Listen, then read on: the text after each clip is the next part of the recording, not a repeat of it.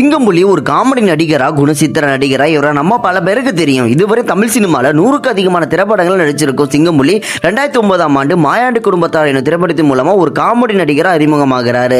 தான் அறிமுகமான முதல் திரைப்படத்திலே சிறந்த காமெடி நடிகருக்கான விருதையும் பெற்றாரு. அது மட்டும் இல்லாம அஜித்தை வச்சு ரெட்டு, சூர்யாவை வச்சு மாயாவி என மிகப்பெரிய திரைப்படங்களை இயக்கியிருக்கும் சிங்கம்புலி தற்போது தாய்க்கிழவி என்னும் திரைப்படத்துல நடிகை ராதிகாவுக்கு மகனா நடிச்சு அசத்திருக்காராம். சமீபத்துல சிங்கம்புலி அளிச்சிருந்த பேட்டியில் முதல் முறையாக நடிகை ராதிகாவிற்கு நான் மகனாக நடிக்கிறேன் எனவும், தமிழ் சினிமால 30 வருஷமா மேல நான் இருக்கேன், இது வரைக்கும் நான் கமலஹாசன் அவர்களை நேர்ல பார்த்ததே இல்லைன்னு சொல்லியிருக்காரு. நான் தற்போது கமலஹாசன் ரசிகனா நடிச்சிருக்கோம் தாய்க்கிழவி திரைப்படத்துல பார்த்ததா கண்டிப்பா கமலஹாசன் என்ன வீட்டுல அழைச்சு வாழ்த்துவார்னு சொல்லியிருக்காரு. அந்த ஒரு நாளுக்காக தான் நான் காத்திருப்பதாகவும் தெரிவிச்சிருக்காரு நடிகர் சிங்கம்புலி. பல திறமைகளை கொண்ட சிங்கம்புலி இதுவரைக்கும் கமலஹாசனை பார்த்ததே இல்லைன்னு சொல்றது கொஞ்சம் ஆச்சரியமா தான் இருக்கு.